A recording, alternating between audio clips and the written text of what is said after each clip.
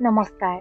আজি ভিডিঅ'টো লৈ আহিছো বুধ গ্ৰহৰ ৰাশি পৰিৱৰ্তনে কোন ৰাশিৰ ওপৰত কেনেধৰণে প্ৰভাৱ পেলাব।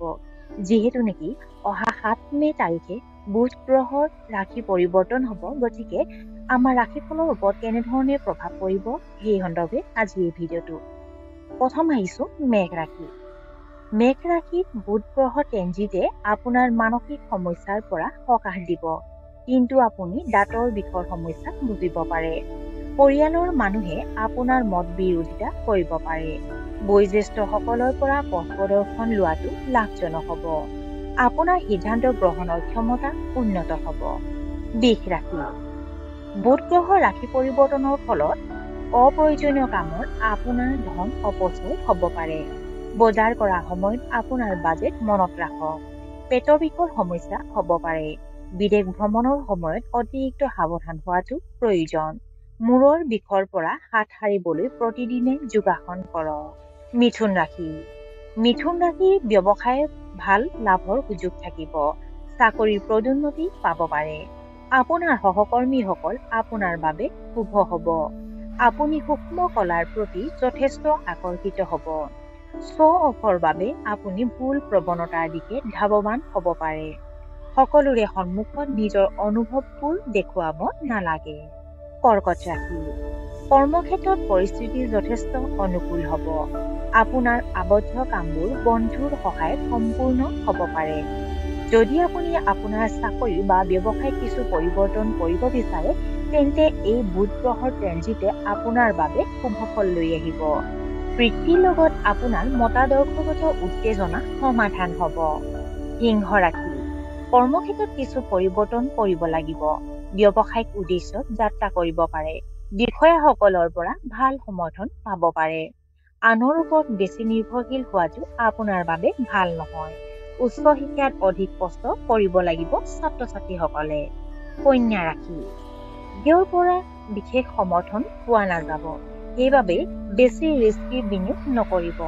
অপ্ৰয়োজনীয় ভ্ৰমণলৈ যাব লাগিব পাৰে। আপোনাৰ স্বাস্থ্যজনিত সমস্যা আওকাণ নকৰিব। আপুনি ভাগৰুৱা আৰু প্ৰেম অনুভৱ কৰিব পাৰে। যোগ আৰু প্ৰাণায়ামৰ সহায় লওক। তুলা ৰাশি। আপুনি আপোনাৰ কামৰ পদ্ধতিত ব্যাপক পৰিৱৰ্তন কৰিব পাৰে। উচ্চ শিক্ষাত আপুনি আকাংক্ষিত ফলাফল পাব। অবিবাহিত মানুহে বিয়া হ'ব পাৰে। ব্যৱসায়ীসকলৰ বাবে সময় অতি অনুকূল হ'ব। ব্যৱসায়িক বৃহৎ পৰিমাণৰ বিনিয়োগৰ বাবে ভাল সময়। বৃশ্চিক ৰাশি। চৰকাৰী কামত কিছু বাধাৰ সন্মুখীন হ'ব পাৰে। বতৰৰ পৰিৱৰ্তনৰ বাবে এলাৰ্জি আৰু ফ্লুৰ দৰে সমস্যা হ'ব পাৰে। ঋণৰ লেনদেনৰ বাবে লোকচান হ'ব পাৰে। পুৰণি লোকচানৰ ক্ষতিপূৰণ দিব পাৰে। আপুনি আপোনাৰ শত্ৰুৰ ওপৰত জয়ী হ'ব। ধনু ৰাশি। আপুনি আপোনাৰ কৰ্মশৈলী উন্নত কৰিব পাৰে। আপোনাৰ ঊৰ্ধ্বতম বিষয়াসকলে আপোনাক শলাগ ল'ব। যদি আপুনি নতুন চাকৰি বিচাৰিছে, তেন্তে এটা পোৱাটো সহজ হ'ব।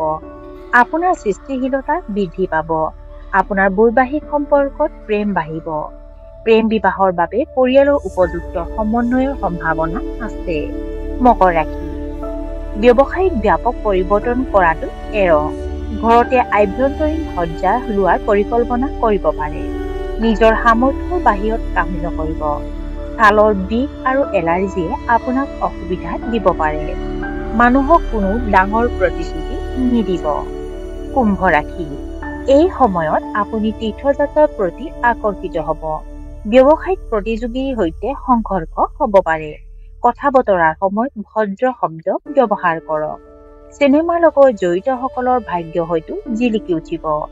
আপোনাৰ লুকাই থকা শত্ৰুৰ পৰা সাৱধান হোৱা উচিত। আৰু একেবাৰে শেষৰ ৰাশিটো হ'ল মীন ৰাশি। ব্যৱসায়িক সিদ্ধান্ত লোৱাৰ বাবে এইটো এটা অতি শুভ সময়। আপোনাৰ খৰচ কমি যাব পাৰে। আপুনি হয়তো পূৰ্বপুৰুষৰ ব্যৱসায়ত কিছু পৰিৱৰ্তন কৰিব পাৰে। প্ৰতিযোগিতামূলক পৰীক্ষাৰ বাবে প্ৰস্তুতি চলোৱা ছাত্ৰ-ছাত্ৰীসকলৰ বাবে এই ট্ৰেনজিট অতি শুভ। আপোনাৰ পৰিয়ালত শান্তি আৰু সুখ থাকিব। ভৱিষ্যতৰ বাবে পৰিকল্পনা কৰিব পাৰে। আৰু বুধ গ্ৰহৰ ট্ৰেনজিটৰ ফলত ৰাশিফলৰ যি পৰিৱৰ্তন হ'ব, সেই পৰিৱৰ্তন সন্দৰ্ভত আজি এই ভিডিঅ'টো ইমানতে অন্ত কৰিছে। আশা কৰোঁ আপোনালোক প্ৰত্যেকৰে দিনবোৰ সুন্দৰ। ধন্যবাদ।